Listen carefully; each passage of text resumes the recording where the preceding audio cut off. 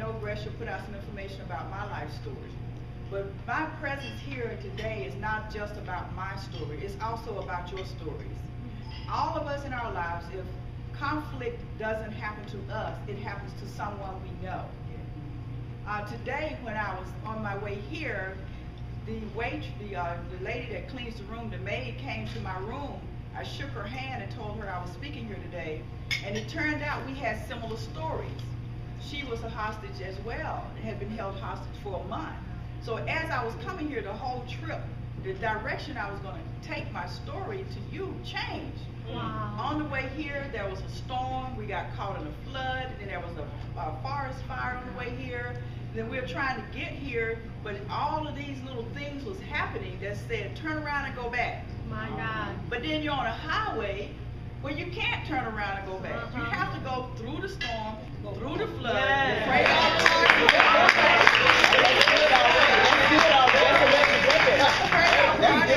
way. I'm trying to text Gresha and say, hello, now we just came through a horrible storm. Oh, now we're going through a flood. Oh boy, there's a forest fire. But we were still coming. We were still moving forward. We were still taking this ride for this chance to be with you. I have spoken on many different types of platforms. Some where the environment is very controlled, but Gresha kind of gave me a little, just do your thing type of situation. And that opens me up to be just who I am in front of you. The name of my speech was called Going Through the Fire. Imagine a young boy watching television, seeing these firemen do an amazing thing, and that's always his dream, is to be a fireman. Finally, he gets old enough, he goes to school, then he goes out and decides, I'm going to be a fireman.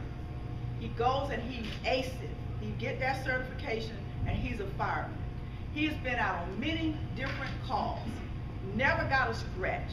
He's worked on himself, he's fine, he's buffed, he can carry anything, and he's done that.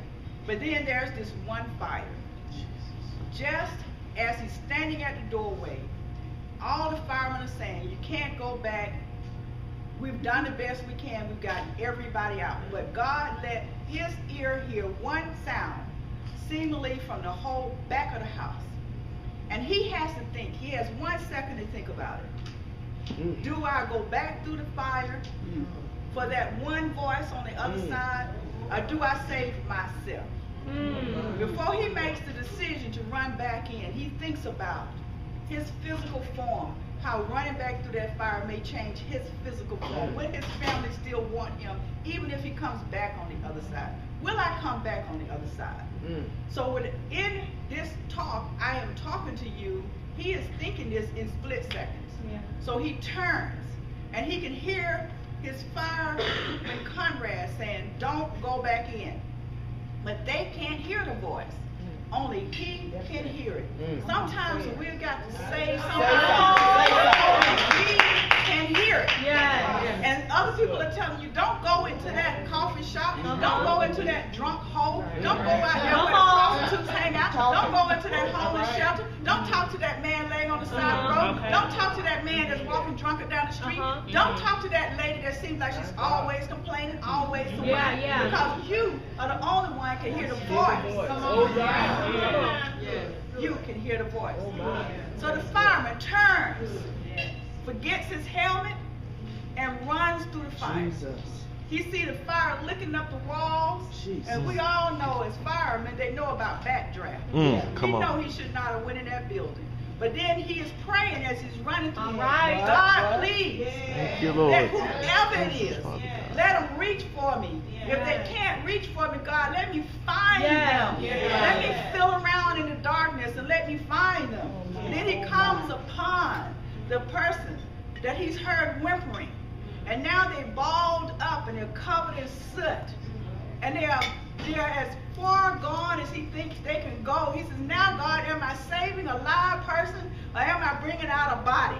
You have brought me through to the other side. I don't have a scratch. I don't have a burn. I don't have a scar. But now I'm not running back by myself. I'm bringing somebody with me. I'm going to be weighted down. I'm going to be slowed down. Will this floor support me? Will these walls stand tall against me? Will Will I make it through to the other side? Will I be whole? Will my wife want me if I'm destroyed? But he is only thinking this in split seconds. So he walks over, and he seemingly seems to take forever to pick up that little body. And he starts running. He feels the fire licking at his face. He feels the fire licking at his hand, but he keeps on running. He knows how bad he may be burned. He knows how hard it is to get to the other side. He feels the burning in his lungs. Jesus. But he keeps on running. Live or dead, he's carrying this body.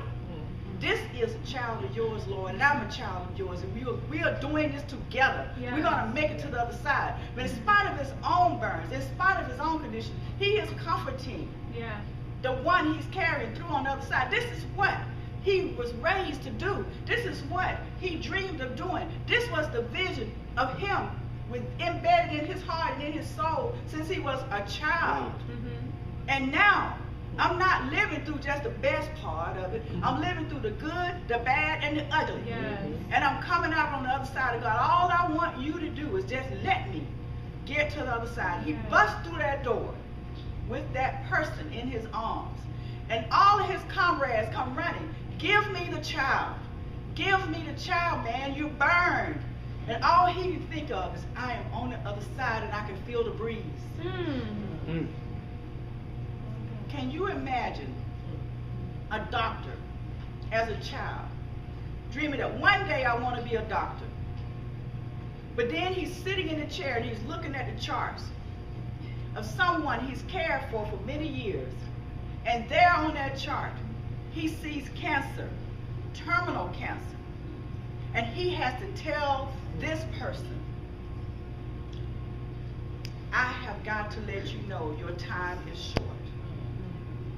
So he sits down and says, God, I have went to school, I have gotten all kind of degrees, but I don't want to do this.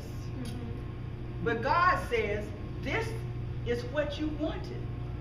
This is the time, the good, the bad, and the ugly. That even sometimes we got to tell the ones we love that your life is not going to be easy from here on, but I am here for you through the good, the bad, and the ugly. I'm here for you when it's good. I'm here for you when it's bad. But today is not going to be good news. But I have got to give you this news. So he sits down in that office alone, waiting for that patient to come through the door. And that patient sits down.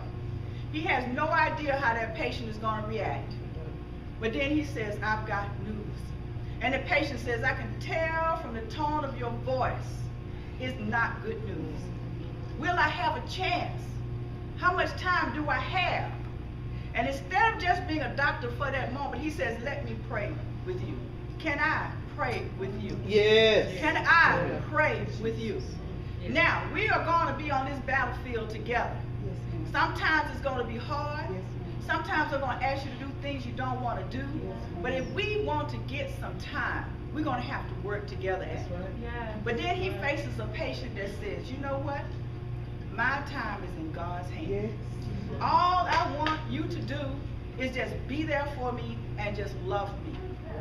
In this journey as a speaker and as a comforter and as a prayer warrior, I have sat by the bedsides of those on the way going home.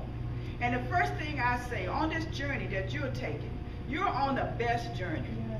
What do you want to say to the Lord right now? What do you want me to take back as a message from you to your loved ones? Or just give me a message. I'm not perfect. I'm totally broken. If you was to see me and I was an alabaster cup, you would be able to hold me up to the light, and you would be able to see all the cracks and crevices that are there. But God has glued me back there. You see me sitting right here. I look absolutely perfect. I look like the most beautiful cup you ever want to see. But when you hold it up, you be afraid to drop it. Because you say, if I drop this, this is going to crack into 1,000 little pieces. But notice I said, I was put together by the hands of God. So when you drop me, I'm not going to break again. I've already been broken. I'm complete now. You drop me, I might feel the bounce off the floor, but I'm complete. Yeah. Come on. I'm complete. When I was a hostage, when this stranger came into my life, I didn't see that coming. Back in the day when I was younger, I didn't hear the word domestic violence when my children's father was a victimizer to me. I didn't understand a lot of things that was